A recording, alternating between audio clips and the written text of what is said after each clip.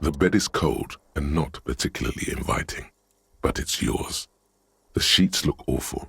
The option to go to sleep becomes available every night after. The sheets feel at once coarse and clammy against your skin. The bed sags beneath your weight as you stretch out and finally close your eyes. And then sleep doesn't. And then sleep doesn't come. Obviously, you're in bed with your eyes closed, but it's not happening. Maybe it's the bed's fault. Its synthetic filling has separated into hard lumps. The pillowcase smells oddly.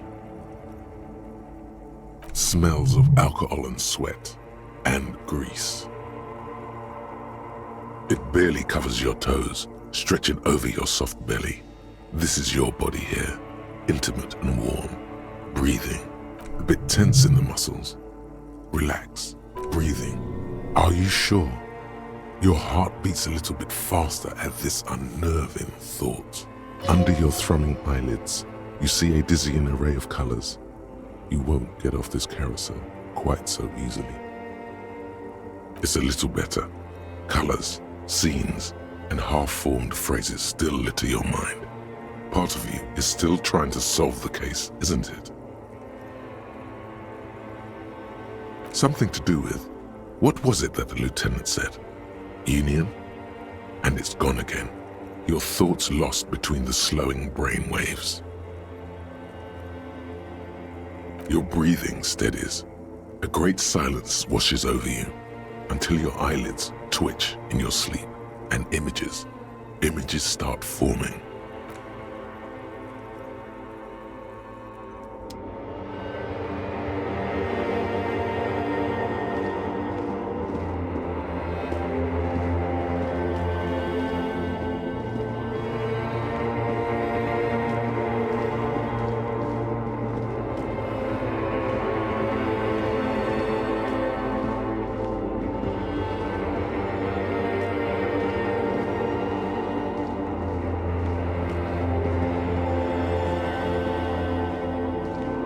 Do you remember the scent of your childhood? What it says on the can, Harry? Answer the question. You're not kidding anyone, Harry. You don't remember shit. Tell me, do you remember your wife's hand on your face? You know who I am. I'm the bad day. The one where you ask her, and then later in the streets, wandering. It's the worst day of all time, Harry dear. And it's coming. She will hear about it on the phone. Reality will turn into a grotesque nightmare. This will be the last thing you did to her. Tell me, do you remember the love of your life? Do you remember the warmth of her thighs, between her legs and in her mouth? That's right, funky baby. And you just stood there, one hand on the bottle and the other on your dick, watching her go. Let it all be dragged away from you. Tell me, where are your friends? Human beings have friends, Harry boy. Where the hell are yours? They were only cramping your descent into the abyss. Now they're gone. 3 times gone and never coming back. All of it. You failed. You failed me. You failed Elysium. Everything. The pale and the useless. On the surface. The outer magnetosphere. Burning, furious truth. 8,000 years of written history. You really dropped the ball, Harry. 4.6 billion people and you failed every single one of them. You really fucked up. No, Harry. You were just talking to yourself. That's all you ever do, even in your dreams. And the act is wearing thin. The spots of the disco ball fade around you. You'll be back in those cold snakeskins in no time, sweating up the bed. Stinky boy. You're not coming back from shit, thrashing around in that high conductivity state of yours, bumping into things and acting like a clown. Who are you kidding? You're trying to what? I can't hear you. This is just a word dream now. Jumbled up garbage. The pictures are gone. The bed rises to meet you. A thin, sleep-like state. More glass than velvet, grinding in your head. So something is wrong. Sleep shouldn't be this bad, this dry, this unnourishing. There's something wrong with your thoughts. Some kind of new type of hangover. Oh yes, party boy, and it's worse than the one before. Just think of the shit you saw. Here it comes too, so soon already. A silent alarm goes off in your head like clockwork, barely let you sleep at all. Time to get those clothes on, Harry. Time to go to work in the shit factory.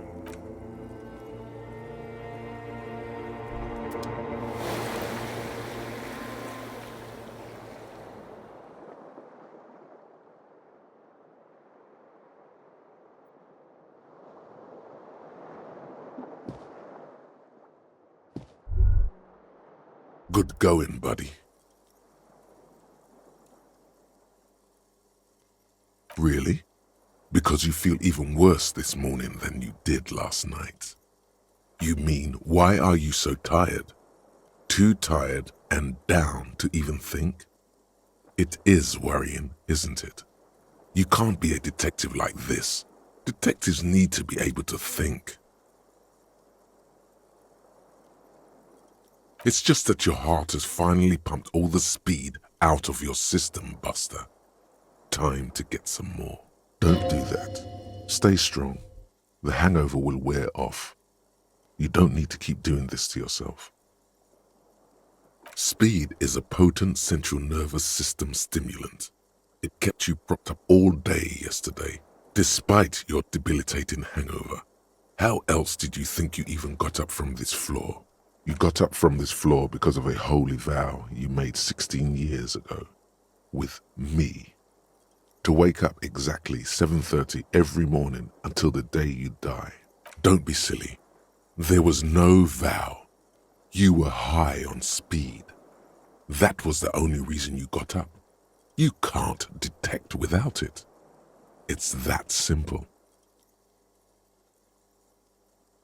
Are you sure? Ready to live as this pathetic shell of yourself for days? Basically, a week. Let's be honest, 2 weeks, maybe 3. You won't make it. Half the town will be dead by then.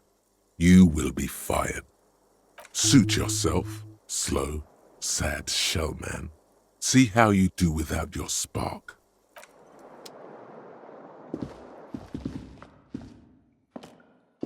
A mirror hangs on.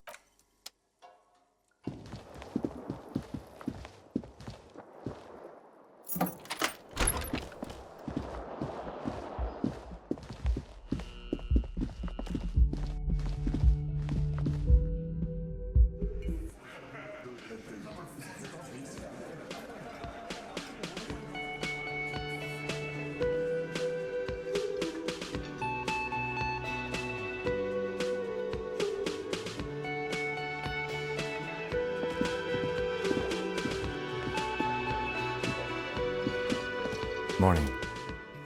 I've got some good news. I took care of the body. The thought of him decomposing in my MC wouldn't let me sleep. I'm just glad he's gone. We have other matters to attend to. The lieutenant is downplaying his contribution.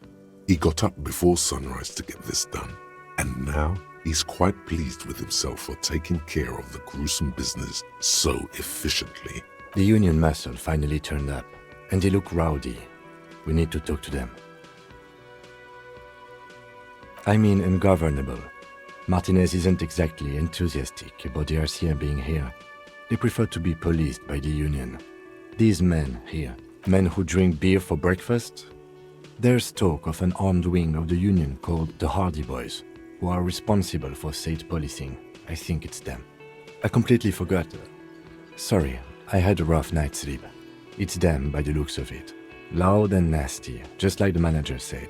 One loose thread less to worry about, and one big problem to replace it. Everything points to the dock workers' union. The belt used for hanging him, tracks in the mud, the circumstances in Martinez, my preliminary information, which may, of course, all be wrong. But we still need to talk to them, and it won't be easy.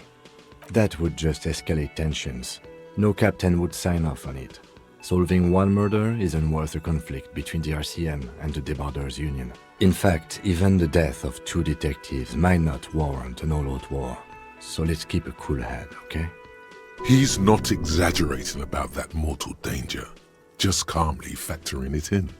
Your fists clench and your pulse rises uncomfortably. One more thing before we do.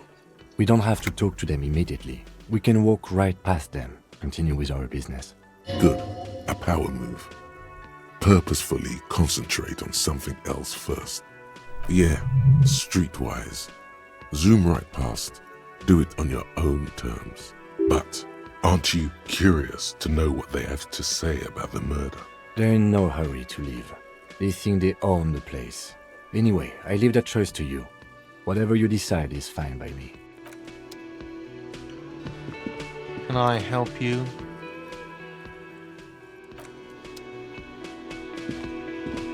Just a moment.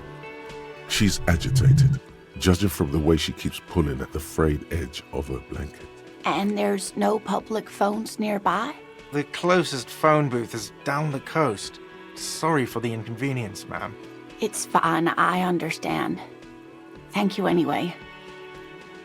I'm glad to see you again, dear. The lady is distressed. Perhaps something more upbeat might cheer her up. Please don't trouble yourself about me, sweetie. I was just hoping to make a call, but the Whirling's phone line isn't working. A faint smile tells you she appreciates the effort, but at the moment her mind is on more serious matters. The union office probably has a phone, but I can't really get there, or to the phone booth down the coast. And Gary's phone is dead too. The manager was vague about it. Why would he be vague about phone problems? This is something to look into later. Ask God, maybe. To let the young woman who's house-sitting for us know that we may be delayed. Morel, my husband, and our friend Gary were supposed to get back by Monday night, but they're still missing, and I haven't heard from them. I was also hoping she'd heard from Morel. A little missing persons puzzle might just be the thing to take your mind off the hangover. You hear that? Someone's missing. There could be foul play afoot. That's right. Now skip the foreplay. Time to dive into the dark alleys. Start shaking down the usual suspects. You know, legwork. That's just it. This isn't like him at all. He always plans his expeditions so carefully. A cold breeze hisses through dense thickets of reeds. Something sweet in it, somnolent. A damp chill goes down your spine. When you look around, you're still in the whirling in rags. But you have more important things to worry about. More important than a missing expedition? I don't know. Expeditions often lead to something interesting. Just some field work, sweetie.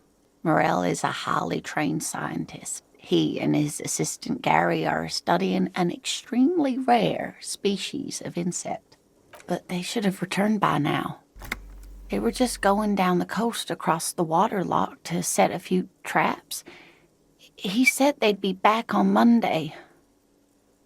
What could be keeping them? The water lock. That was broken. Could this be it? Oh, sweetie, it's nothing like that. Gary's as loyal as they come. I trust him with my husband's life any day. Oh my, what happened to the water lock? Oh, sweetie, if it weren't for you, I'd be looking forward to another sleepless night. Thank you from the bottom of my heart. Thank you both. You're welcome, ma'am. I hate to ask, but if your investigation takes you to the other side of the coast, please do keep an eye out for my husband. This will surely lead to a cryptozoological mystery with that extremely rare insect. Yes, some left-field scientific research is exactly what you need right now. Funk up that vanilla murder investigation. And if you see him, let him know Lena is waiting for him here at the Whirling. He gets so tangled up in his work that he may not know the water lock's been repaired. And it's cold out there. Oh, you're such a dear. Thank you, sweetie. Oh, yes. A zoologist. A cryptozoologist, to be more precise. It's a pseudoscience that attempts to legitimize research into mythological beasts and urban legends. That's one opinion, yes. And people are entitled to their opinions. She's used to playing off such insults casually, but they still affect her. My apologies, ma'am. I did not mean to undermine your hobby. It's not a hobby, dear. It's a subfield of zoology, one specializing in animal species that are so exceedingly rare that many assume them to be extinct or even fictitious. Searching for such species called cryptids is difficult and often thankless, and frankly, many scientists are too lazy to do it. Universities these days are rarely interested in supporting real research. The quality of research at Revacholian universities has been on the decline, but you doubt there was ever a time when cryptozoology was embraced by the academic elite. She's completely internalized her husband's struggles. They are her own. Oh dear, I'm not sure where to begin. Well, his expression is slightly grumpy, but his eyes are always bright and curious, like a small boy's. And his palms are quite coarse from all the field work, but he's quite gentle. You can't go around Revachol feeling grown men's hands. If you want to find her husband, you'll need more concrete information.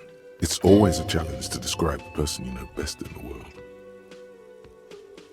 Oh, well, he's a bit shorter than you, but with a larger frame, and he has longish white hair, usually a bit uncombed. You might say wild, even. The lieutenant pulls out his notebook and begins jotting down the woman's description. One other thing, he'll likely have all kinds of field gear on him, even if he's not out in the reeds, just in case. We'll be celebrating our 16th anniversary this autumn. Not the most numerically satisfying anniversary, but I like the less obvious milestones even more somehow. Via dating agency, I'm ashamed to say. I was looking to get back into the scene after recovering from my accident, and he'd just divorced. We hit it off, and, well, here we are. She's skipping over some important parts. Perhaps you'll find out more later. I hope I've been useful. Oh, sweetie, it's fascinating, but I shouldn't bore you with entomological minutiae. The lieutenant gives you a sideways glance. Well, it's a phasmid, technically, but... Ah yes, Phasmatodia, a diverse group of insects whose bodies resemble twigs, leaves, that sort of thing. Ghost insects, colloquially. Oh yeah, Here comes the interesting. Where other phasmids imitate sticks or leaves, this one's a living reed. It disguises itself among the reeds here on the Insulindian coast. Hence its name, the Insulindian phasmid. Perhaps you'll end up co-discovering the phasmid with us, officers. There's a touch of awe in the way she enunciated the creature's name. I knew it. We're gonna be chasing made-up insects with cryptozoologists. It's not made up, officer. I can assure you. There's a hint of defensiveness to her retort, but also confidence. She seems to sit up a little straighter in her chair. It's simply elusive, so much so that most establishment zoologists doubt it exists at all. Well, some teenagers making out in the reeds saw one. They didn't know what it was, of course, but there was a brief article in a local newspaper about their encounter with a ghost insect that looks like the reeds. Gary sent us the clipping. Interesting. Maybe the phasmid made the teenagers make out. I doubt it. It's not like teenagers need much encouragement in that regard. Of course, most phasmid sightings turn out to be false alarms, but their description matched the Insulindian phasmid perfectly, and they didn't even know what they were looking at. Enthusiasm has wiped the worry from her face. Her eyes sparkle behind her glasses. I suppose I have something of a personal connection to the Insulindian phasmid. All scientists have their little hobby horses. Not at all. Why else would it hide itself so carefully? Oh, I doubt it. No one gets into cryptozoology for the money, sweetie. Yes, it can blend in almost perfectly among the reeds. It's how it's stayed hidden all these years, centuries even. That's not special at all. Of course it blends in. Most insects do. You don't even have to be a stick insect for that. Oh dear, I'm afraid I'm not explaining this very well. It is very special. Morel can explain it all much better. I wish you could hear him describe it. Then you'd understand, I'm sure.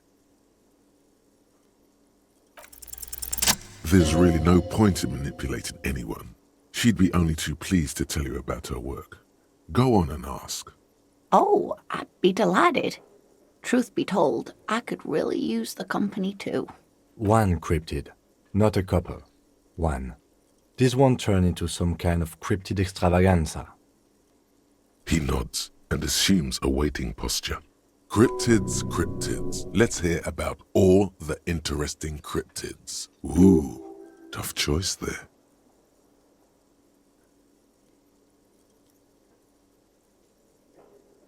Yes, it's the kind green ape. Half war story, half undiscovered species in the genus Homo. Yes, it was reported by soldiers in South Safra during the war.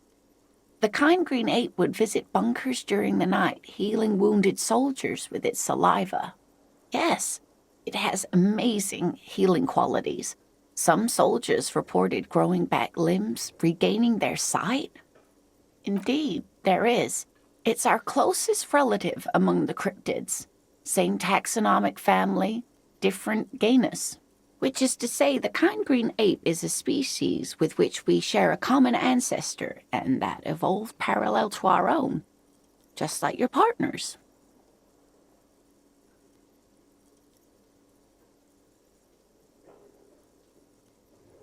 Ma'am, you are confusing him. Please don't misunderstand me, either of you. Human, as it is used in everyday speech, is hardly a taxonomic category. For all intents and purposes, you can be thought of as human. Though Saelites do have some distinguishing characteristics. Different advantages, if you will. Yes, Advantages such as the flakier texture of zeolite earwax, or so I've heard. Nothing inspires pride in one species quite like speculative evolutionary biology. Perhaps we've had enough of that for today. Of course, dear. Can I help you? Another thing. Great. Yes, and the phone company is taking its sweet time sending someone to fix it. Losers. It's not strange, it's inconvenient. Who told you that? Fine, yeah, it looked like someone had messed with the wiring. It was shortly after the hanging, but I don't know if it's at all related. Plenty of assholes around here who aren't murderers. He's exhausted from years of dealing with the assholes. That's why he's trying so hard not to be one too. If you do find out who cut the line, though, let me know, so I can forward them the repair bill. Yes?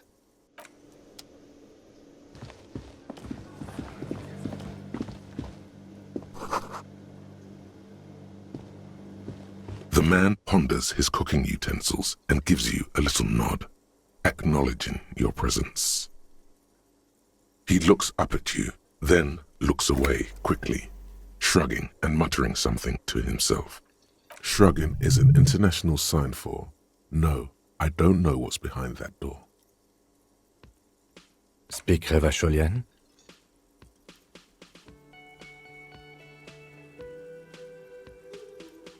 We speak Suren. There is no such thing as the Revacholian language. But don't worry, your message remains clear. The cook is still smoking, ash falling from between his fingers. His hands are large and clean. Good thing he didn't understand a word of your stupidity. You see a heavy steel door with a...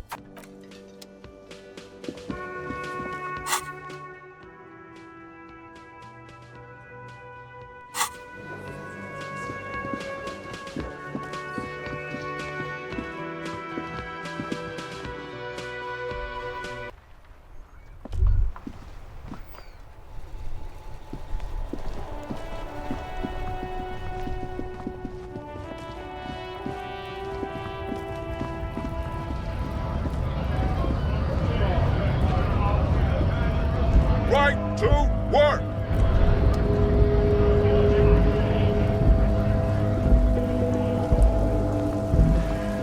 Hello, compatriot. You have something to discuss? Drugs?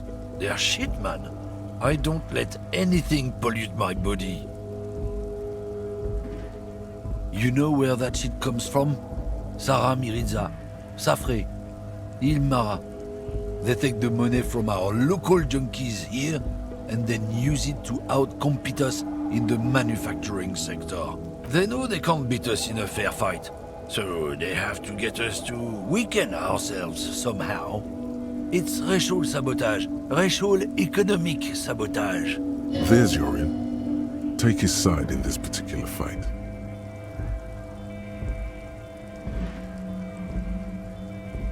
I don't go for that foreign piss. Proper booze is made in Mundi. Or sometimes, I like a dram of that Yugograd vodka. Koikos and worse much, but they do no booze. Look, I'm gonna be straight with you since you're my kin. I don't know shit, and if I did, I wouldn't tell you. You're a cop. I'm not an idiot. What do you think? I can't leave the lorry unguarded. Stuff's been getting looted lately. It's those little kips sneaking around at night. If they touch my stuff, the bosses will be on my ass like ass cancer. There was a bunch of spilled boxes in the back of a big lorry nearby.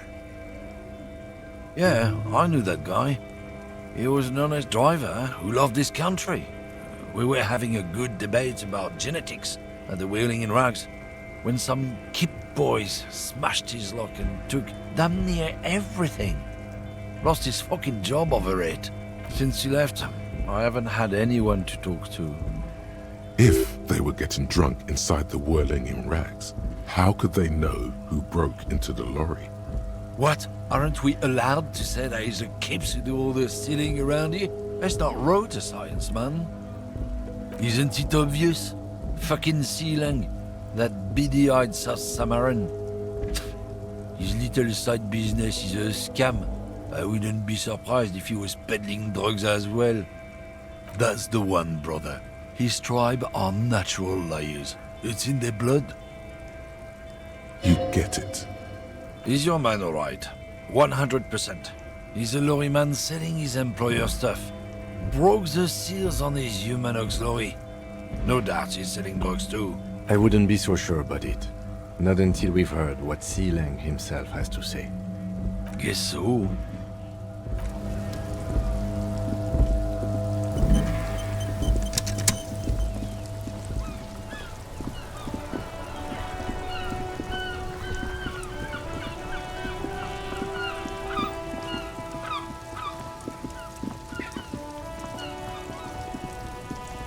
The shine on these. Everything's still cool here, officer. Drugs? I don't go in for that, officer. Drugs ruin lives. Unless you're into drugs, of course. In which case, drugs are excellent. Mwah! Tasty, tasty drugs. That's very cool. I don't like drugs either. I only said I do because I didn't want to sound lame. Peer pressure. Sir, it appears to be true. No drugs in sight. Not in the box of sunglasses or under the speakers. That's even cooler. You investigating narcotics crimes like that? But I am not a lorry driver. I'm just a street vendor. I don't know anything about that. A blatant lie, sire. Yet he tells it with such conviction. We'd believe him if we didn't know better. Who said that? It's the fat racist, right? I bet it's him. He has an agenda against me because I'm an immigrant who works harder than he does. He's a hater. So you admit you're a lorry driver? No, I just said I work harder and he's an asshole. I'm... Realizing he can't get out of it. Smart man. Okay, maybe I'm a lorry driver too. A little. But that's not the most important thing about me. That's my day job. This is my dream. Exactly.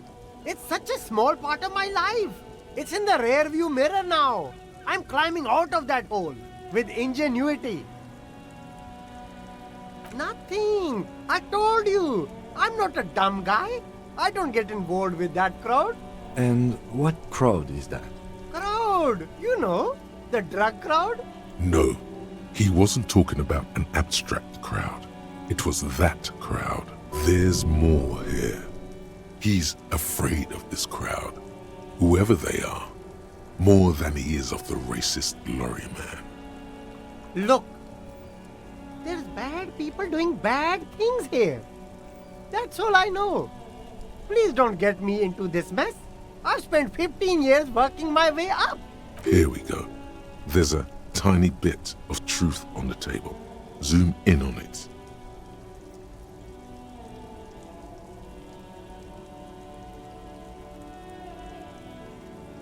It's a she, okay? The other drivers call her the lady driver. You're better off staying away from her. The way they talk about her, she's no lady. All of them. I don't know. I told you all I know. Are we cool now?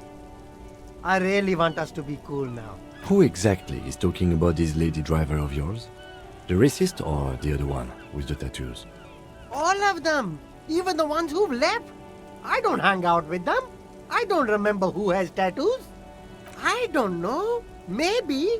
If she is, I haven't gone near her. I don't get involved. I told you. It could be. She was strange. He's not ruling her out. All right. I scored. Let's cap this off with a purchase. You can walk away from here with funky sunglasses, detective. Both of you. You deserve it.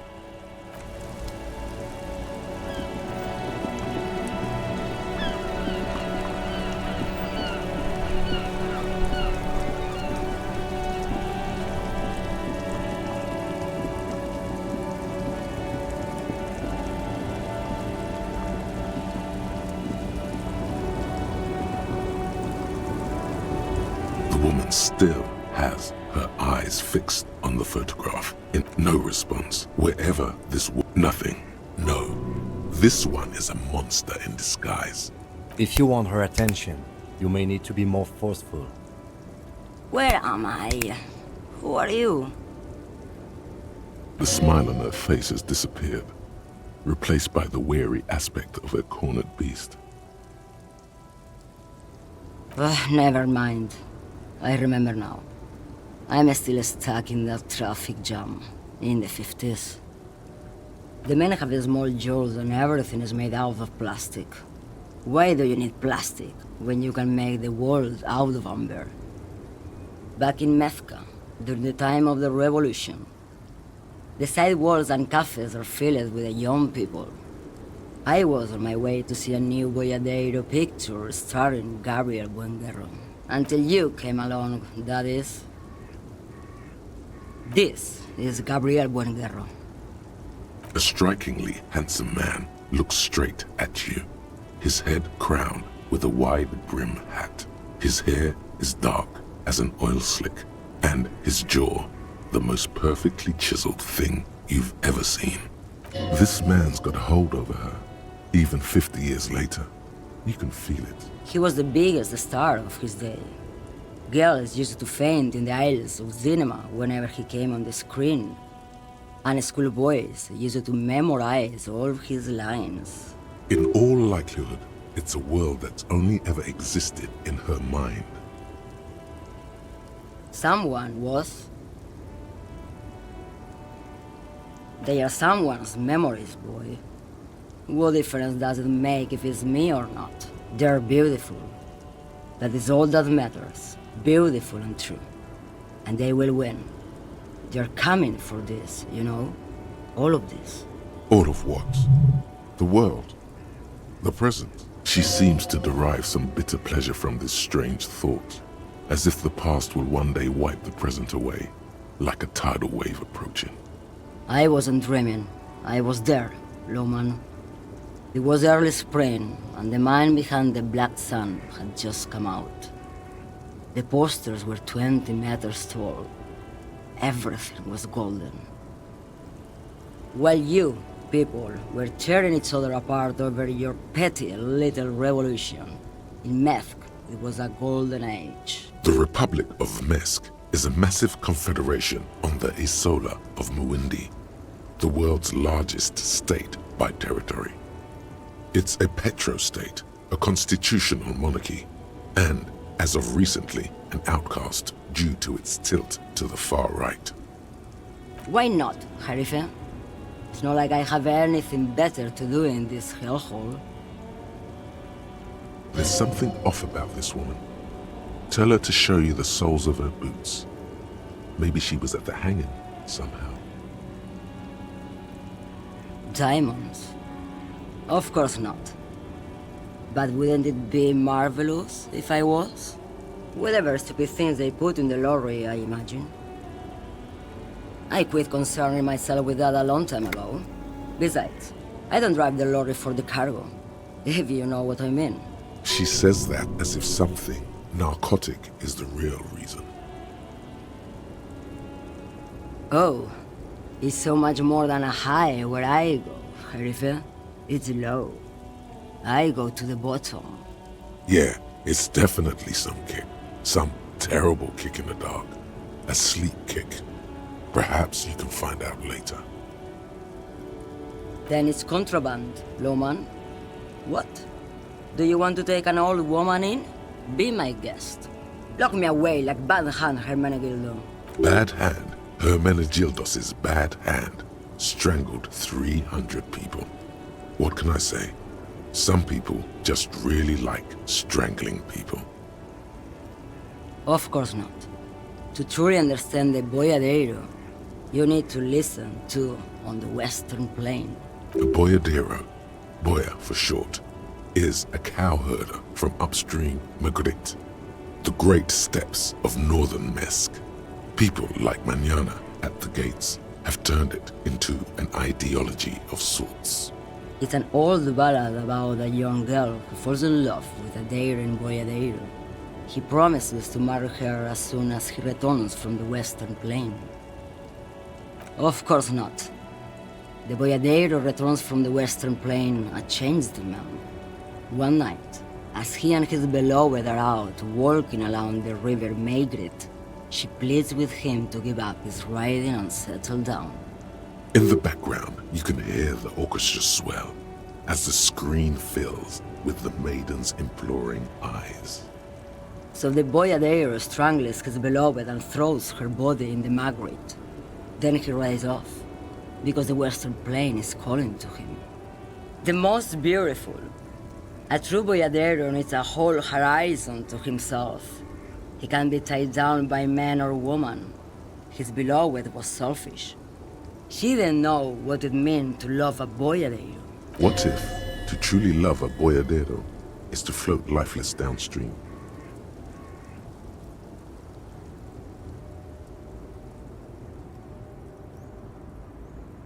She's just a distracted old woman. We should maybe let her get back to her things. So he doesn't think she's the lady driver? You hear that, Loman? I don't think your partner likes you spending too much time with me. Nothing. I just don't think she's connected to anything. He doesn't want your frail mind caught up in something here. Something unconnected to the case. But Oh, don't worry about me. I'm one of the best communers around. I drive routes no one else will. Lomonosov's land, Udachnaya Zemlya, the Western Plain. a terrible cold comes over her, rattling her teeth as she stares inward. The Transcatolia Magistral. You for 1A. Adestradas du Mirador. All the good ones. The deep trenches. Where the bluebirds fly. Irmao. I already am dust. Did you just call me a lady, Herife? She clearly doesn't think she's a lady. Don't repeat it. I'm not that either, Herife. I've gone too far from it all to remember what was between my legs. It doesn't work like that on the long haul. I'm only terrifying to small children and to those who used to know me. Yeah, it's not her. Believe me. Because they can no longer recognize the person I once was. The big ones, the trucks. There's no women and men there, it's all just... In the middle of this town, there's a ghostly motorway. It takes all the people where they want to stay. You feel very cold suddenly, as if standing face to face with a terrifying adversary. Then the feeling dissipates, and all you see is an aging woman. In the background, a quiet song seeps from her cabin into the air. You don't hear any vocals. How should I know? Do I look like I spend a lot of time with the other communers sniffing around when I have my movies to go to? Oh, Sim. Something in her is pulling towards some unknown rest state. She twitches, like a sleep kick. Now what do you want with an old woman's boot, Sheriff? Please? I think you should let me get back to Gabriel Buenguerro. You are not Gabriel. Gabriel doesn't say please. She's wearing sturdy worker's boots, made of black leather. Buckles run across. The sole is also made of leather. Just before Gabriel, it was the coronation of Franco Negro. Now, there was a real man. Moreover, the boots were size 37, tiny. There are too many discrepancies in all this. Another discrepancy, although not boot-related, is the coronation of His Innocence, Franco Negro, which happened 500 years ago. It was. And then it was no more. And I was no longer holding my father's hand. He was no longer descending the stairs in Ryle. The crowd had gone silent. Perhaps it was another Herife who came and woke me up, looking at my boots, asking questions. Or perhaps it was one of the others in this carnival. I don't remember. As she says carnival, she gestures to the empty square with the statue and the machines. I could have told you that from just looking at them. The size is 37. The feet of a little girl, they fit well on the pedals. What do I need drugs for, Lowman? What I see, what I feel, the great adversary, no drugs can compare. Yes, there is a protagonista and an adversario. I am on the side of the adversary. There's no coming back from that hole. Those epithets are familiar somehow. The great adversary, the great unrest. I don't like the sound of any of that. Sounds like a horrible drug. The worst one of them all. Then what were you getting at? This line of questioning is going nowhere. Try harder. Maybe if she thought you're corrupt.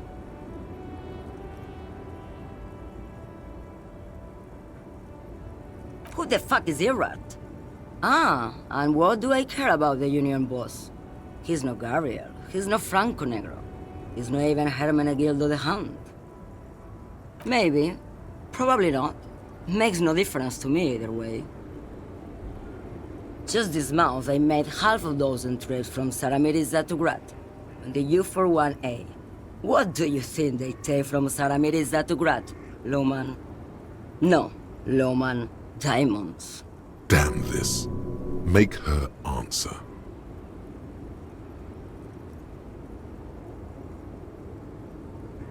I would never make fun of a real lawman, Sheriff.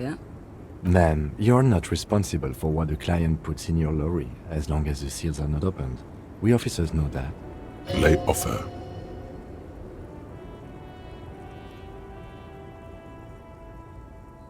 Easy. He's the skinny man who thinks he's a poet. Never trust a poet. Also, he's the only one I can see from here. That's correct. There is no visibility of any of the others. Where do you want me to go? This isn't so bad.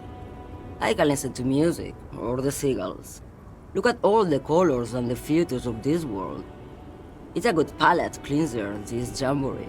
Or I can just relax and let my mind carry me back where it will, to the Great Plains. I think we're done here, no? Yes, go. Enough jamboree. I need to get back to Mesky. Kingdom of Conscience. The Kingdom of Conscience will be exactly as it is now. Moralists don't really have beliefs. Sometimes they stumble on one, like on a child's toy left on the carpet. The toy must be put away immediately, and the child reprimanded. Centrism isn't change, not even incremental change. It is control over yourself and the world. Exercise it.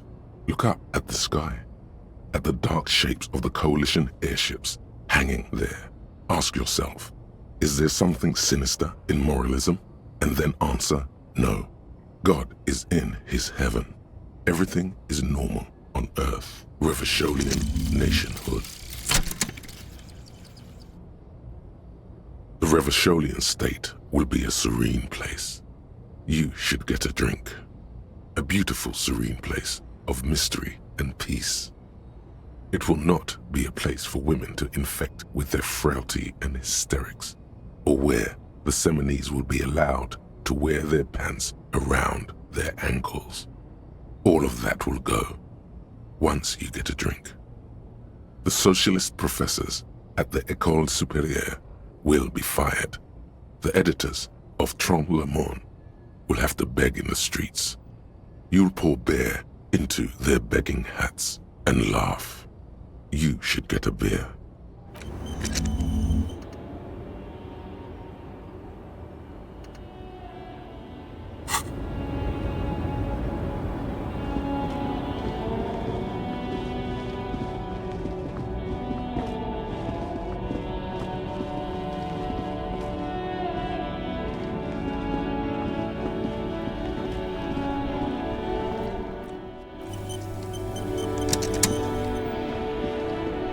Still here, stuck in this damn jam, my man.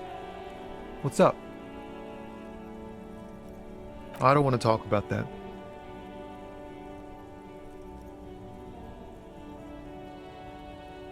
Man, I was hoping she'd catch a break. All I can say is, she isn't around here anymore. She isn't some mastermind evildoer. And I don't know where she is. A youngish woman. Gruff, but in a cool way. What color hair? Blue and violet. Died. It was violet when she got here. Blue before she went. Then she may have dyed it again. A friend? An acquaintance? I don't know. She was the only person in this damn jam I could talk to. She's someone I don't want to rat out to the law, okay? Thank God I don't know. People here call her the Lady Driver. She kept her name a secret. From me too. Now I see why. Again, not a lie as far as you can tell. Damn, I don't want to... Please just let it go. Whatever she did, it can't be that bad. She's not a bad person, I know that much. We can't just let it go. It's part of a police investigation. That's how it always is with you, isn't it? All part of the investigation. The girl's troubled. If you hunt her down, she may not survive it. I can't have that on my conscience. It won't come to that. We won't pursue her on this. This is information only. I don't believe you.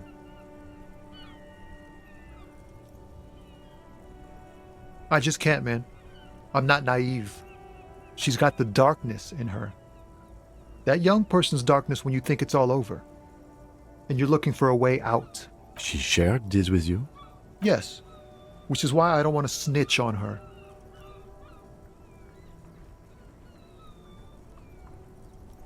I heard the rumors. I saw the other drivers looking at me strange when we talked. And she told me, too, that she's had a violent life. But I wasn't afraid of her. More like for her. Did this violent life include drug trafficking? Well, it looks like it did now. But we didn't talk about that. We talked about life, you know? She talked about her mind.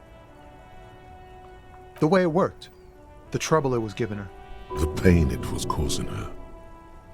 Fuck, man. Go grill someone else with these questions, okay? There are plenty of drivers here who couldn't stand her, or were afraid of her. They'd be more than happy to rat her out. He's right. There are other options. The raceman, for one. Wait, this guy says they're friends. Then, acquaintances.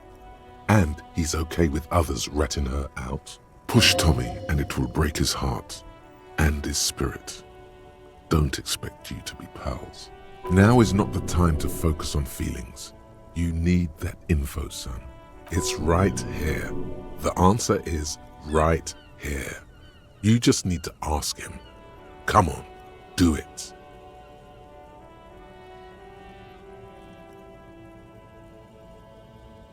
Thank you, friend. Wow, this makes me feel like I should pick up smoking again. Would help with my rhymes, too.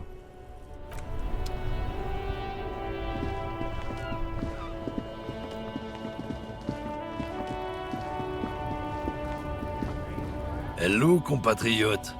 You have something to discuss? I don't know what you're talking about. He did something. He stole his employer's goods and another honest lorryman's job. You know, I don't think you're as down with our fight as you'd like me to believe, brother. Why is the saffron man still there? Talk to him. I don't know anything. Listen up, fuckwits. You don't scare me. You cops don't run Revachol West. You don't run Martinez. You don't run anything. No. He means La Puta Madre. A legendary, and not in a good way, crime boss from Jamrock. Controls what is probably the most powerful organized crime outfit in Revachol West. Looks like the lieutenant has a plan. Let him do this. Yeah, him. Then I presume you are familiar with his peonies. Yeah, they're his little bitches.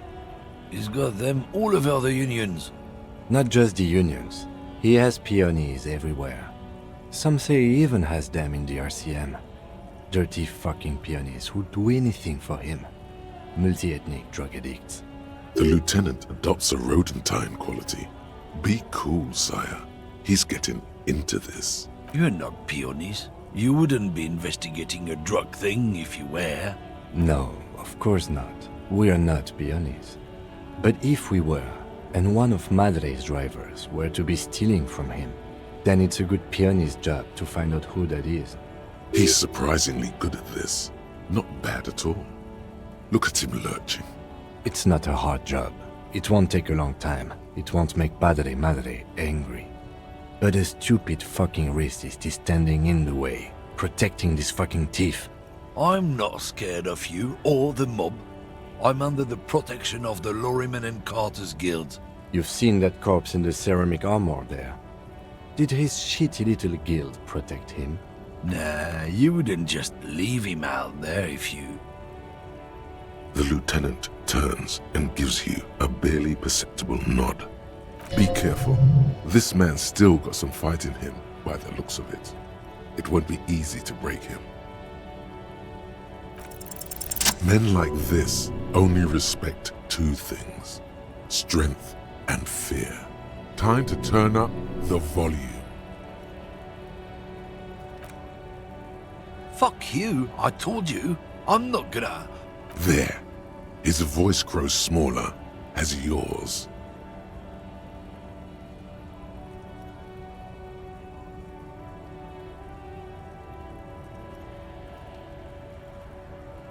Look, fuck you, man.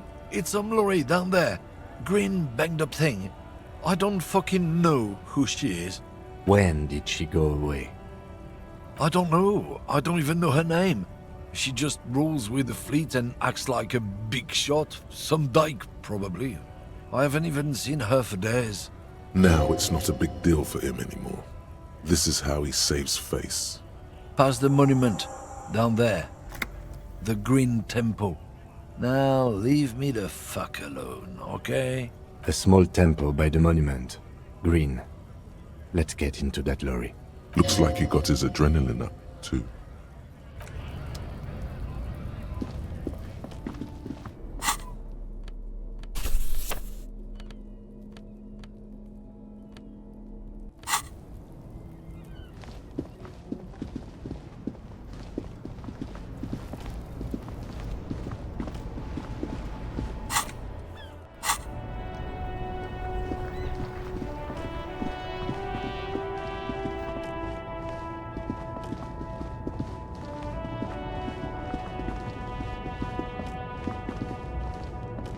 This green found, A to Z, contemporain, is parked in the shadow of the ruins looming overhead.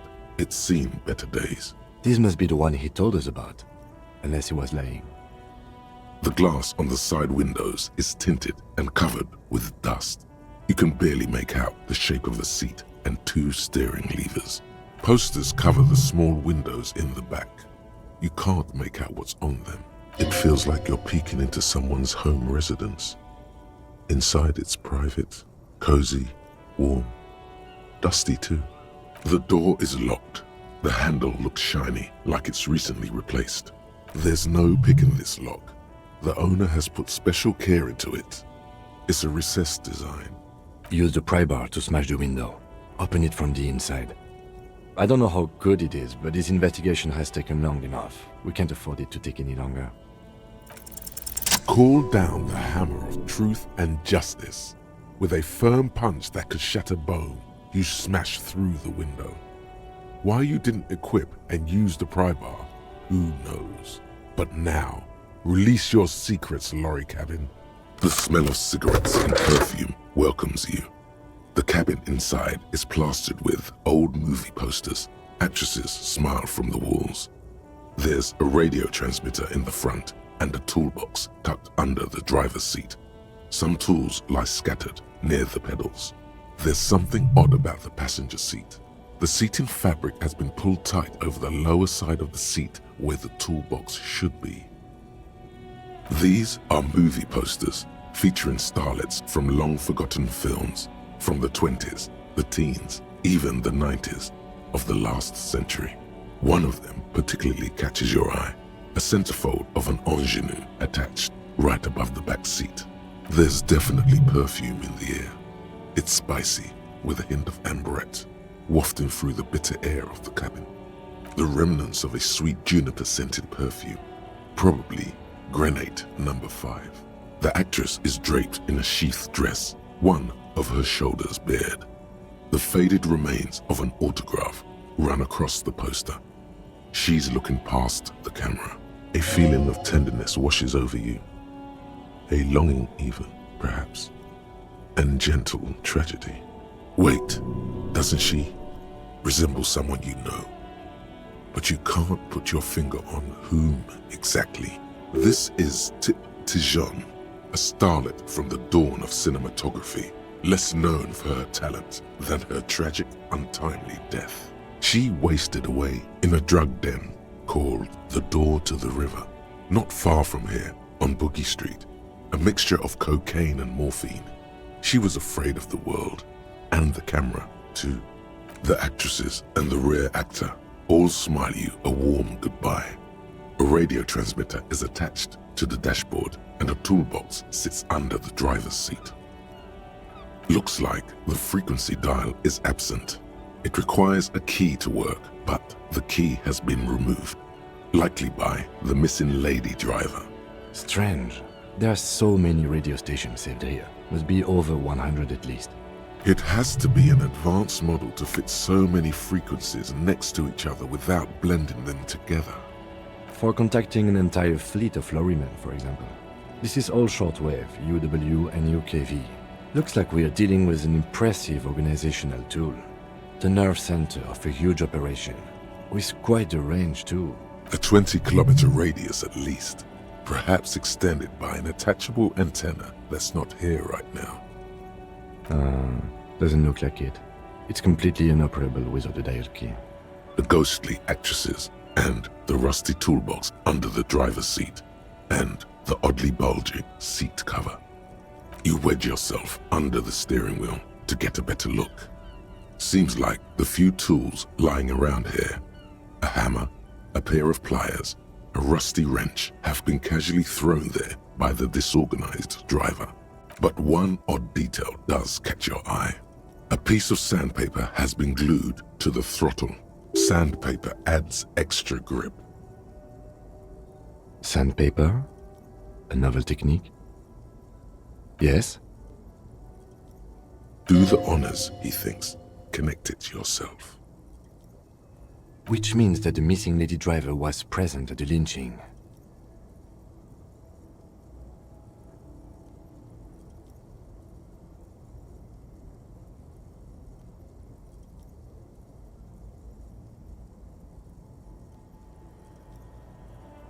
We've identified one of the footprints, but there are still 7 to go. The movie stars are still smiling from the walls. But there's something strange about the passenger seat. The radio transmitter sits on the center console, and the pull-out toolbox lies hidden under the driver's seat. Some tools lie scattered near the pedals. A metallic drawer slides out from the seat. It's empty, except for a folded newspaper. It's an issue of Périphérique from last Wednesday. A piece of paper falls out from its pages. It looks like an article ripped out from a radio enthusiast magazine. Complex mathematical equations explain the basics of something called the Ulan frequency system. These formulas look oddly painful. Maybe it's the hangover, but they give you a headache. The Ulan frequency system? I've never heard of that before. I know of FM, AM, UKV, but... The pull-out toolbox slides back into its nest. The rest is, as voila, a stack of neatly folded papers has been stashed behind the seating fabric. You see 3 maps depicting a large metropolitan area. It's Revachon. Some of its routes and highways have been outlined with a pen. Bonne prise. This large map displays the elevated motorway called 881. The intake leading to Martinez is marked with a blue X. There's another X on the off-ramp at a place called the Old South. Toll booths at the intakes are marked with a circle. It looks like there are scant few ways of getting onto the elevated motorway that runs over Jamrock, and this person knows them all.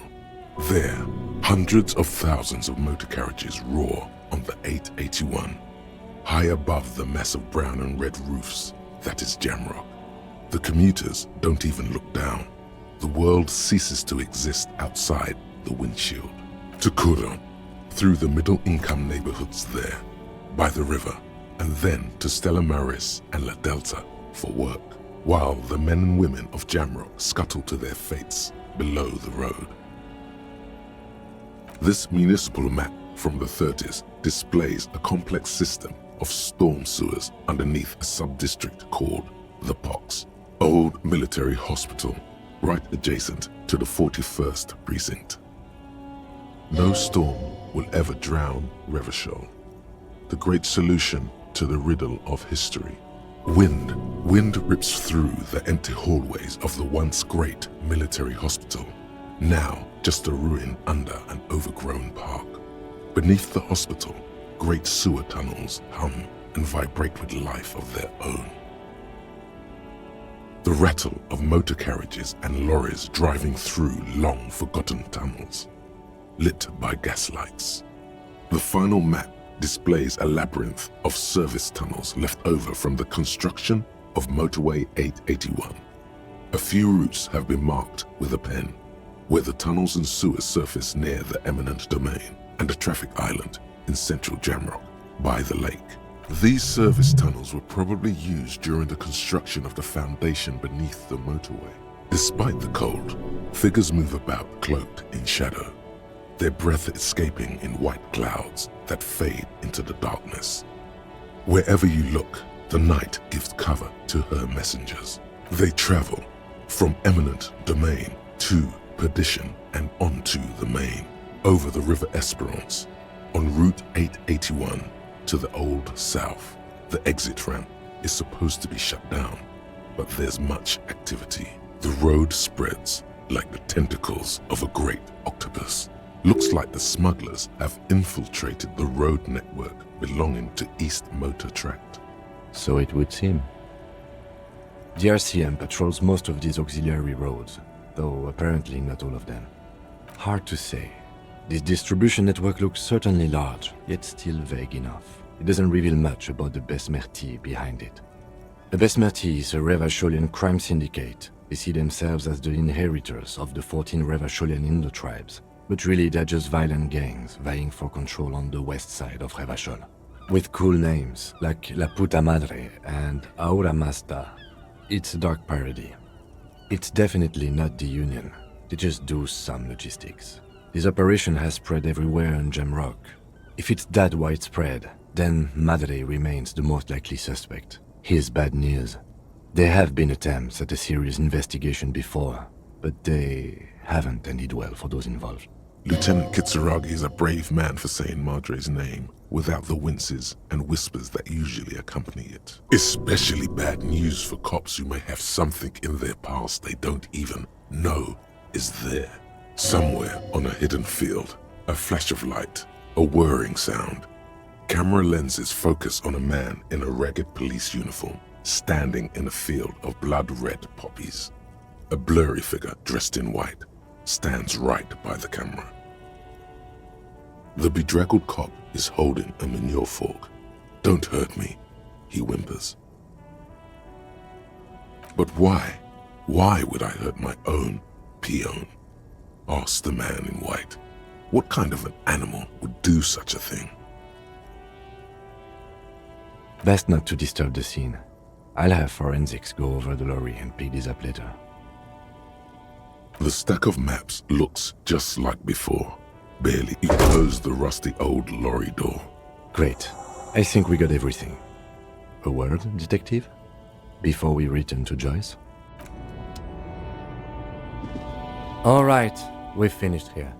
Let's quickly debrief and go over what we found, so we don't do it in front of the company rep. Honestly, I'm quite worried by what we've seen so far. The evidence seems to point to a rather extensive and well-organized operation. I'm especially intrigued by that radio transmitter. particularly the sheer number of stations it can connect. Looks like this alleged drug trade casts a wide net. This means it's well funded.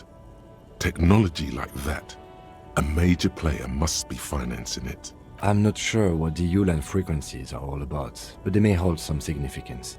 Perhaps it's a better way to connect between fleets while avoiding frequency bleed, or maybe it's used to tap into RCM networks. Listening in on your calls between you and your station, a worrying prospect. Oh, and the maps we found. They reveal the geographical extent of the operation. Looks like they've used abandoned tunnels and access roads to stay hidden. This is useful info. As elegant as they are, I don't think they are relevant to the drug trade. Don't be fooled. Desire always plays a role.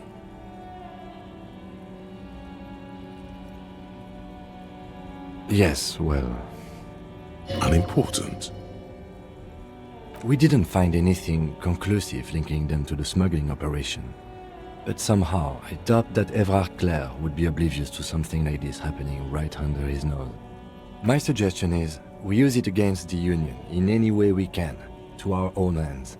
It's a slippery hill, but we just might be able to pin them down, indirectly, down the road. In short, this is a future angle. Possibly a good one. We should return to the murder case. See what Joyce tells us about the lynching. When we are done for the day, I call my station and suggest our narcotics department look into it. There are more than enough grounds to start an official investigation, sometime later when we are done here. We do not want to get caught in that.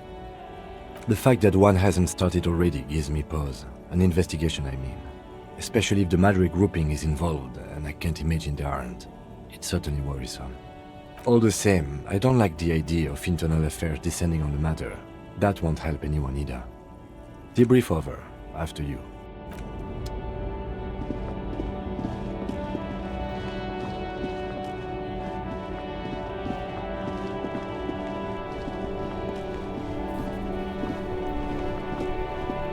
I saw you poking around in Lady Driver's lorry.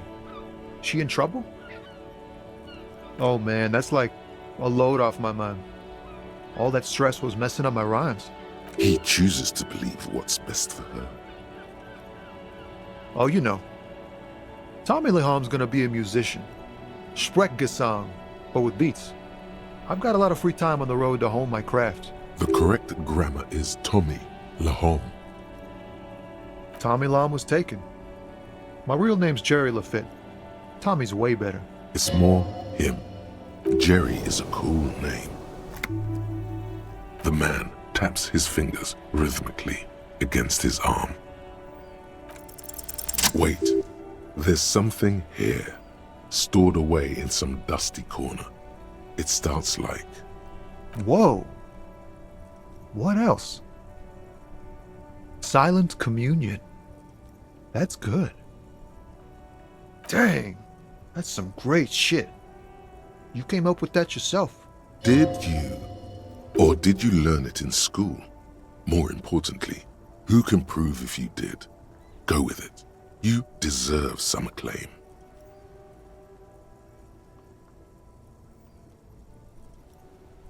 Right. But really, no bullshit. That's great stuff. I sort of want to know if it's yours.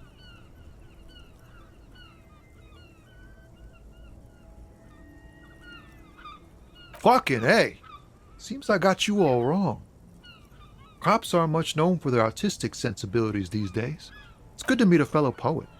Someone with an appreciation for real text. The others here say you don't really get it.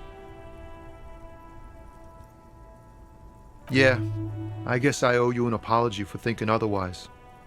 And again, great shit.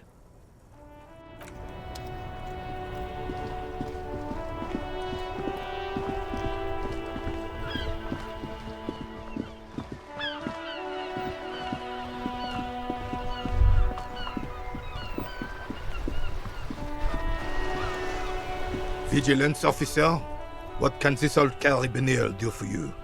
Ah, yes! King Philip III on his steed.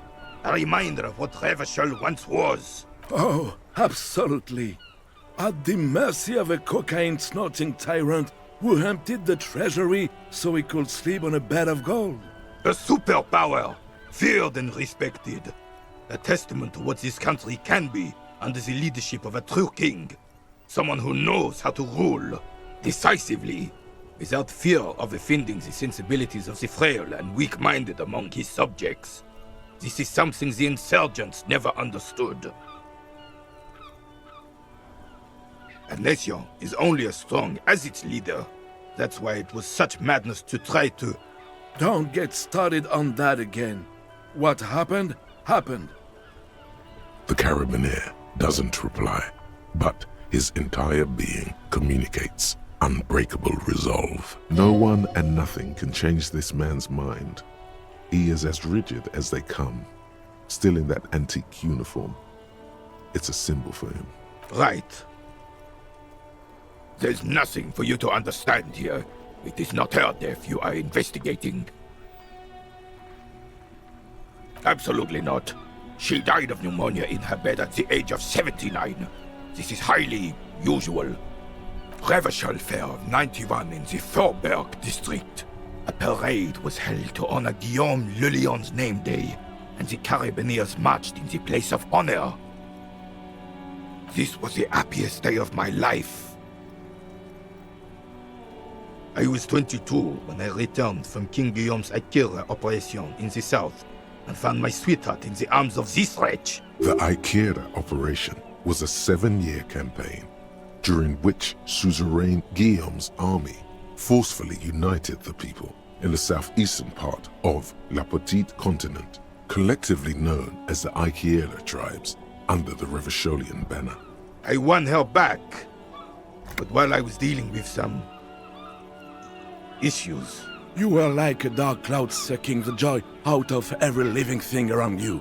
And you hurt her. Dark cloud. That sounds unpleasantly familiar. Those days and memories are gone. The old soldier says nothing, but when his glance quickly runs over Gaston's face, there's an odd look in his eyes. Officer, the mere sight of police in Martinez makes me sure, officer. Sweet, sweet of course.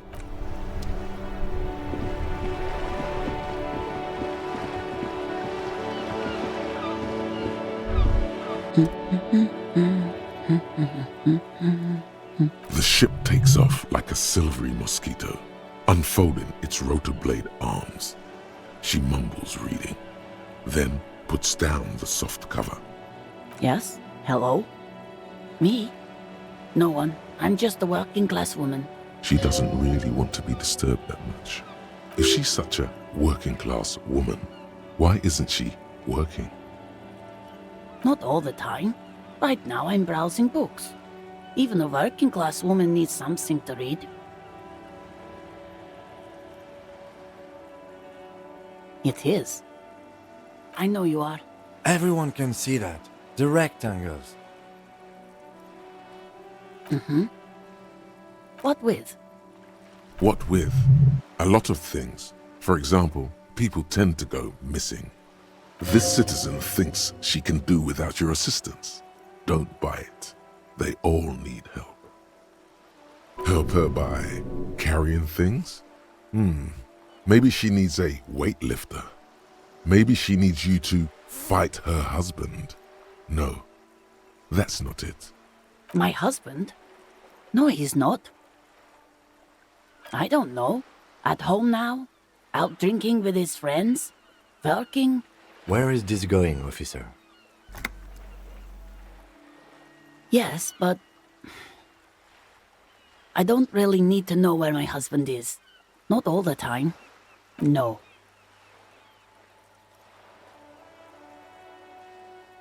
Why are we still talking about this? I haven't lost my husband. She has, though.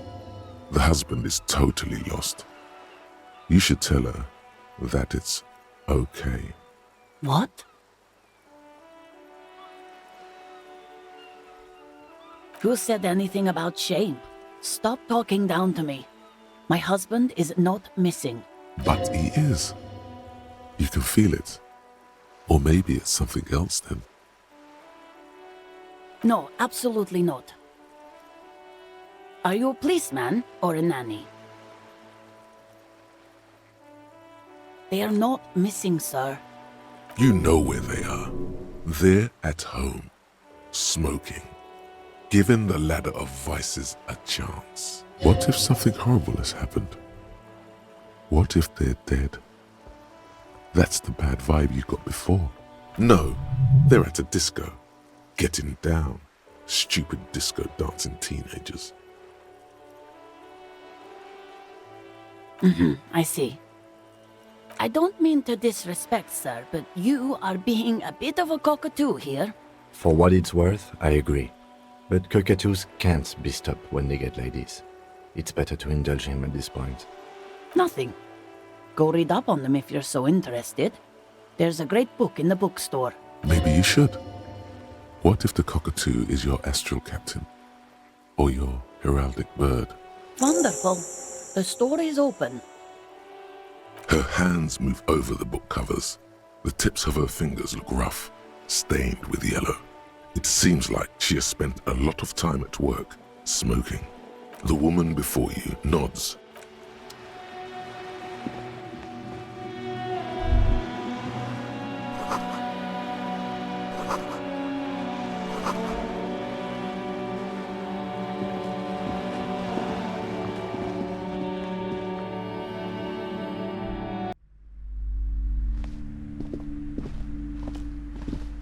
Hello again, esteemed officer.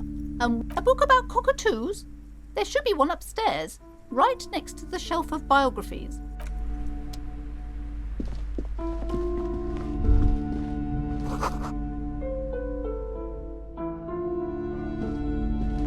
A sulfur-crested cockatoo sits on the cover, its beak slightly open. It looks as if the bird is calling out the book title, From A to Zurich, a guide to a well-behaved cockatoo. Turns out that there are so many different cockatoo species, and they all have behavioral problems. You don't have behavioral problems. That's garbage. You're cool. It's a must-have if you own a cockatoo. I've heard they're quite capricious. Oh, a nature enthusiast. Good choice. I knew it was a good idea to keep that around.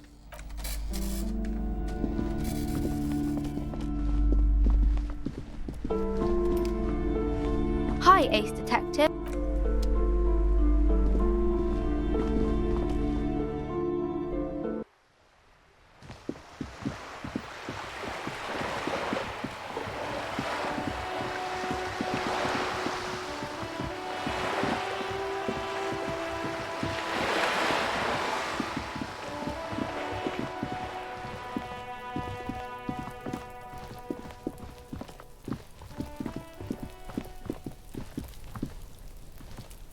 This must be it. The basement door is weather-worn. The copper nails holding the upholstery in place have turned green from sea air, and there's a knocker shaped like a lion's head. The royal lion, Guillaume's kitten. This knocker will last a lifetime and then some. You knock silently. The upholstery muffles the sound. No response comes from the apartment. I guess no one is in? You feel eyes on you, watching you from the window overlooking the yard. You're pretty sure the owner of the apartment isn't here. It's safe-ish. The leather upholstery is worn and rough against your jaw. You don't hear any movement. In fact, it's oddly silent in the yard around you. No birds chirp. Let's be honest. This isn't what I joined the RCM for, but every day tells you something new about yourself. Apparently, working with the local union boss to get info on an investigation is not something I'm squeamish about. The lieutenant merely nods in response. Jamais vu. Derealization. Jamais vu. The opposite of déjà vu. Not already seen, but never seen. Everything that should be familiar appears strange and new, like some half-forgotten day in your childhood. Only now, That's the feeling you've been having. And for who knows how long. You should go and ask Joyce Messier about this. What world are we in? This is a fundamental question.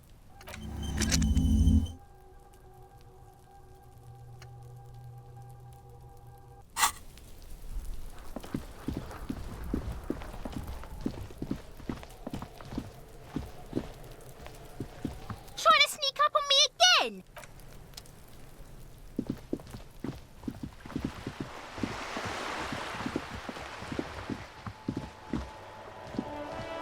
Hello again, officer.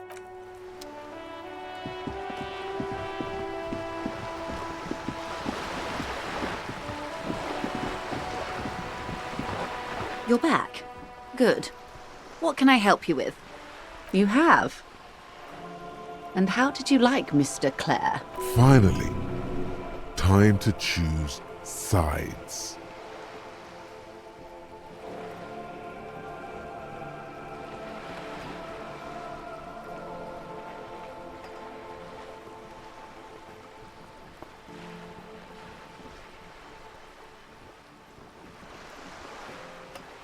Oh, come on now. He has his uses. How else would he have stayed in power all these years? Or wait, at corruption. That's how he's done it. Fantastic, Verm-like corruption, reaching into the bowels of the earth. The position of my unusual colleague does not reflect official policy. I hope you understand. The RCM does not pick sides. Of course. And I don't expect you to share anything he told you with me. I'm not a corrupt Verm myself. However, if you felt like discussing something, how could I stop you? Are we not human? Are we not curious to hear another person's take? It's only natural. We would only be gossiping. Don't fall for it. It's a ploy to get you talking. The honey-mouthed syllables, the smiling, the conspiratorial jokes, all of it. Intellectually speaking, it would be quite interesting to hear what she has to say about these things. Tell her she'll like you for it.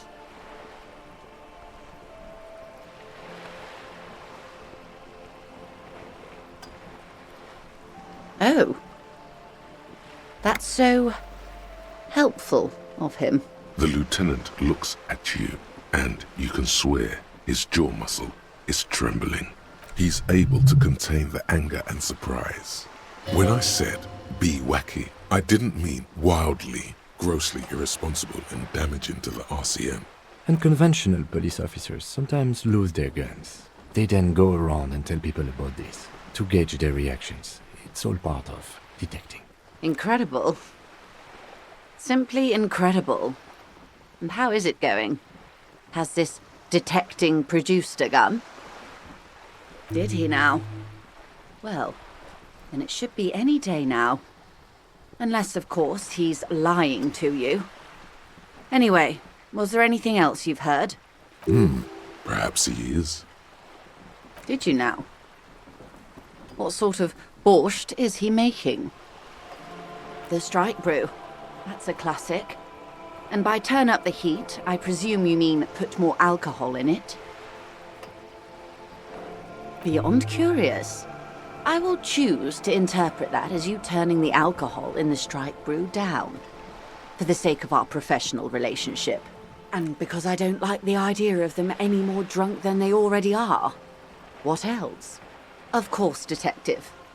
Should something come up later down the road, don't be afraid to drop by for a chat. Until then, is there anything I can help you with? Yes, my eyes on the harbour have sent word to that effect. What have you discovered? It doesn't really matter, and I do apologise for the surveillance.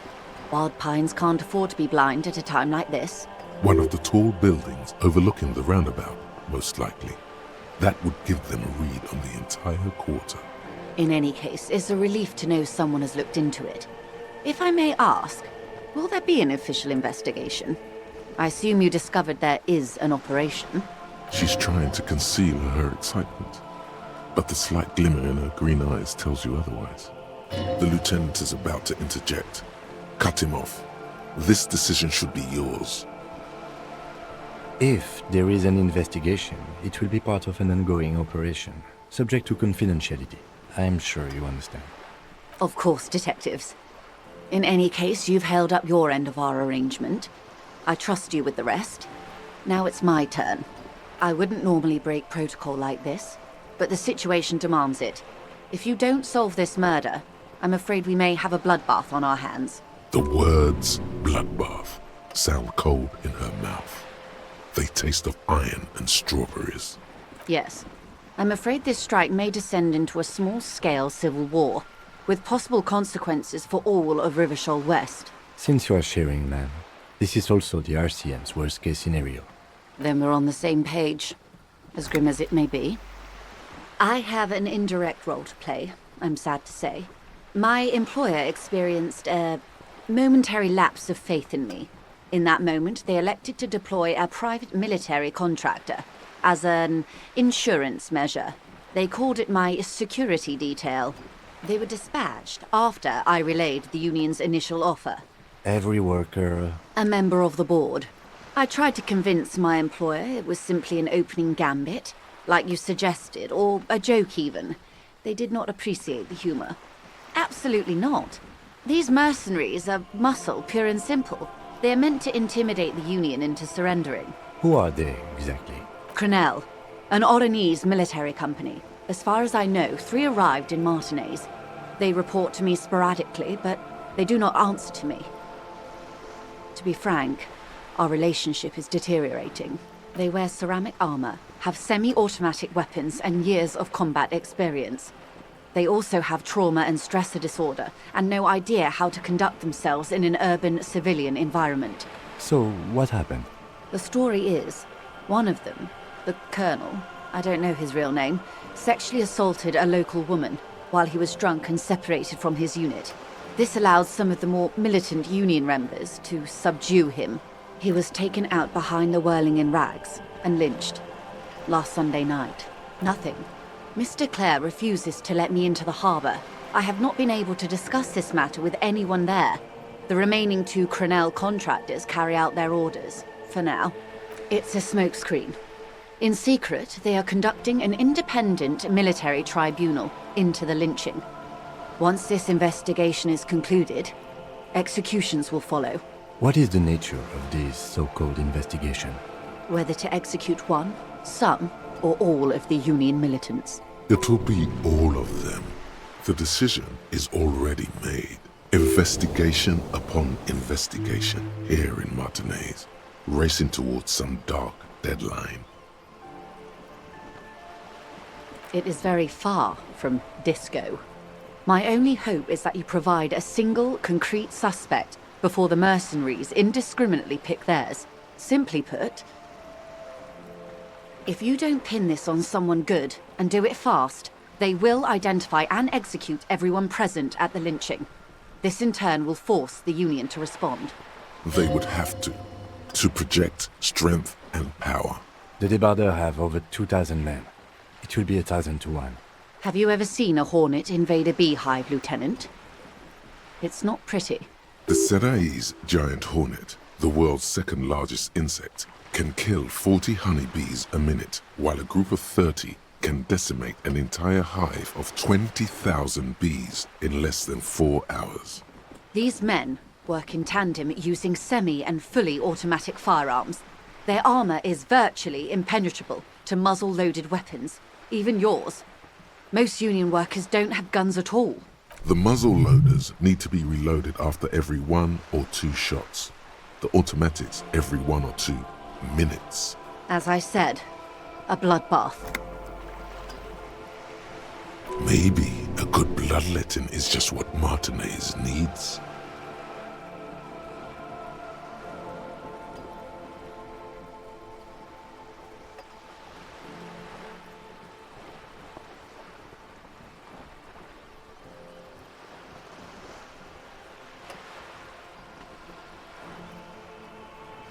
Too many things have already gone wrong.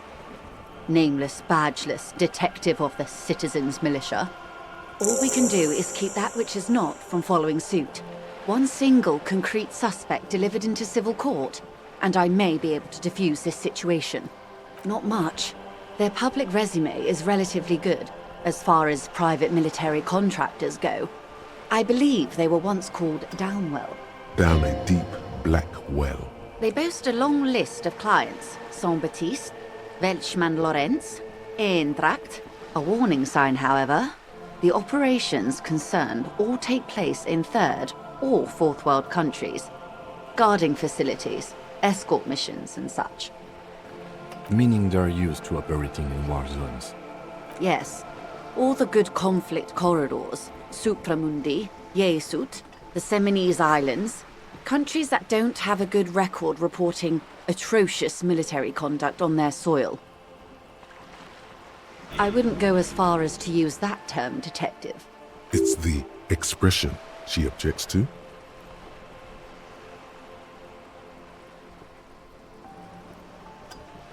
Sadly, no.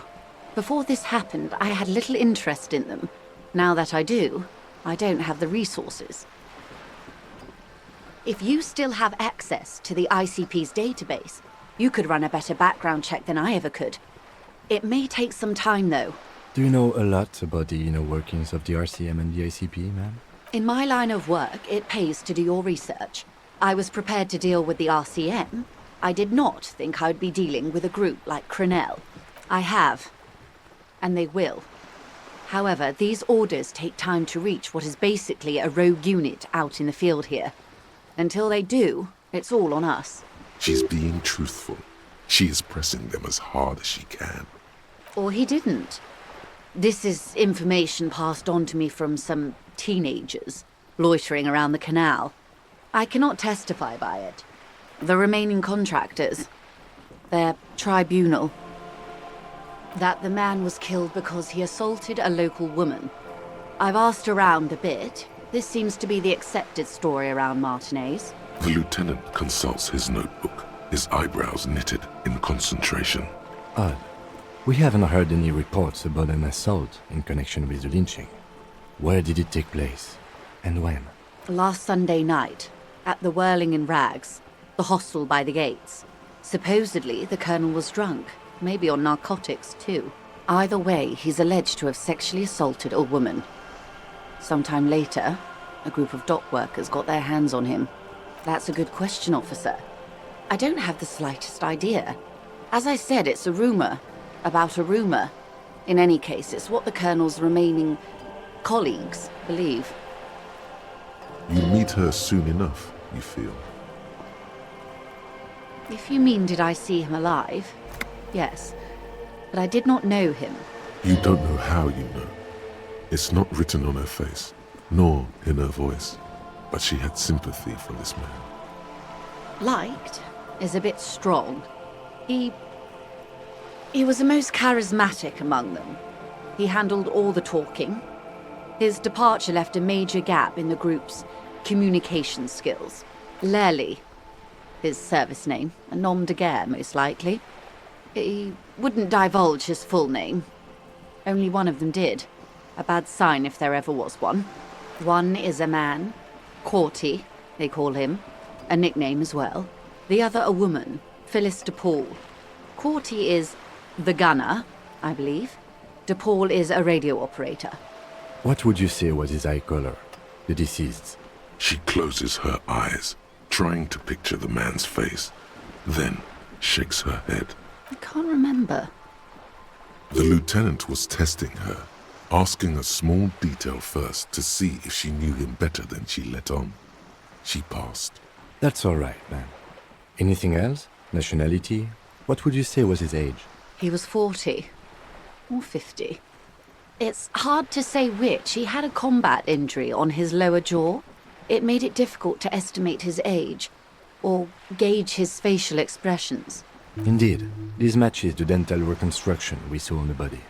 What else? Nationality? Accent? He was, Occidental, I think.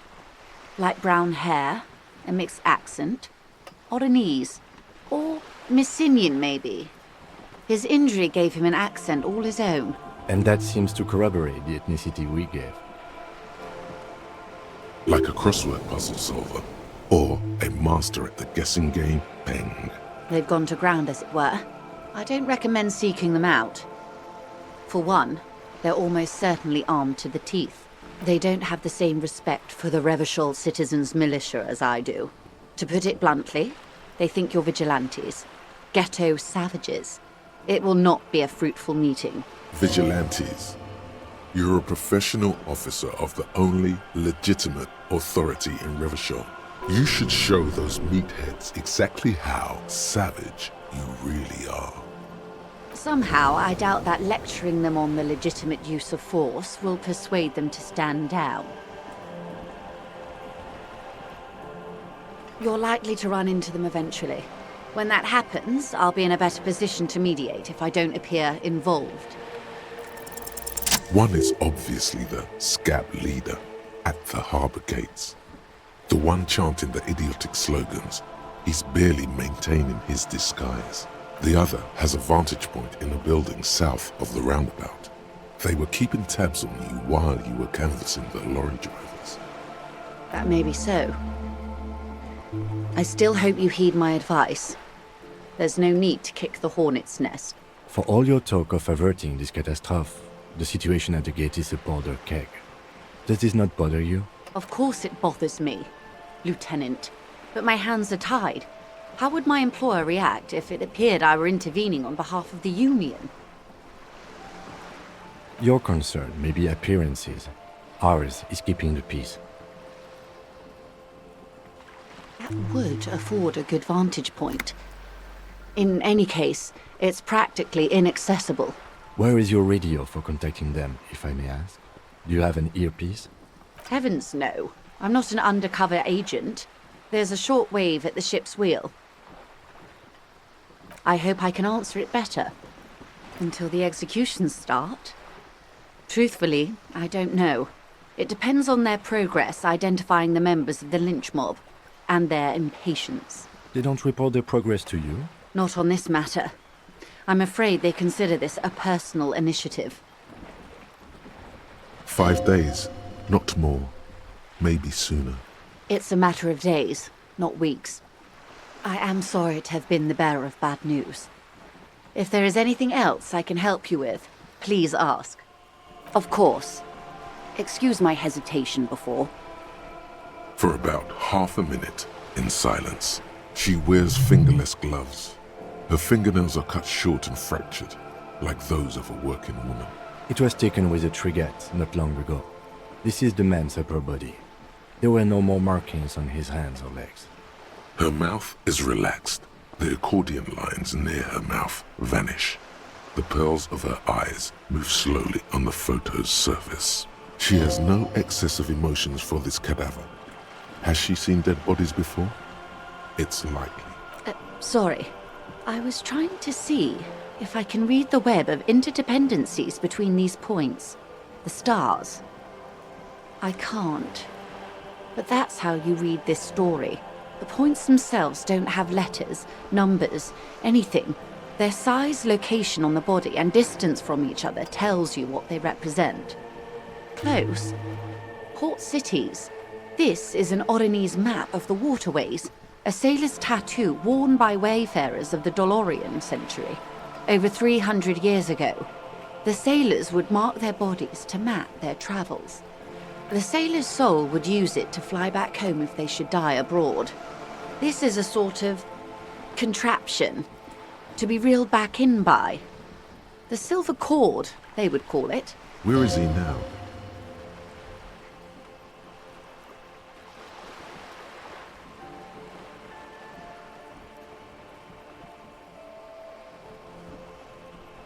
The times have changed. Quite a few. Vredefort, the Oronese capital, traditionally stands on the right shoulder. He started somewhere near here, I think. What next? Then he made his way to the Pretto Grande, through what I think must be the Stutz Canal, an artificial channel through the Occident. From the Pretto, he sailed to the Insulindic Ocean, first the Semnes Islands, then this, Revachol. Those are the two constants. Vredefort on the shoulder, and Revachol in the heart. They started the tradition of these maps right after the discovery of Insulinde, at the dawn of the Inter-Islary Age. The old world passing by, and the new world already here. You said you can't read it. I can't. This man was no sailor, and these are no ports. I can understand geographic fragments, but not their meaning. Somewhere in an office lit by a single green desk lamp, Captain Ptolemaeus Price, 58, bald and bespectacled, is writing in a ledger on his desk. Rows and rows of days and weeks, laconic remarks in a single column. Patrol, case, vacation, injured. In Martinez looking into Krenel, he writes in one. Then the man puts down his pen and rubs his temples with both hands. Outside, there is a siren. Distant gunshots on the streets of the Jamrock Quarter. Vredefort? Vredefort has a military academy. The Seminese Islands saw a recent conflict. In Revachol, he was executed.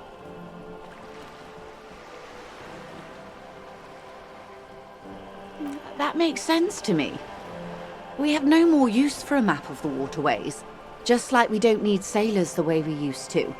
This is what the custom would morph into on the Occident. Mercenary tattoos. For all the boys looking for adventure, a blood spatter on the seas. His platoon members? The other contractors. Though I do not suggest you go and show them that picture. This man was their friend and comrade. It could go this or the other way. Maybe if you're tactful, it could be beneficial. Surely there are other people to ask about the tattoo. This is not necessary to complete the task, officer. It's a dangerous side task. Search elsewhere. Challenge accepted. I say we do it. Do what you have to do, Detective. I don't think deciphering that tattoo should come before public security. But if you should wade into the mob to find out, I couldn't stop you. We will be careful, ma'am. Is there anything else I can help you with?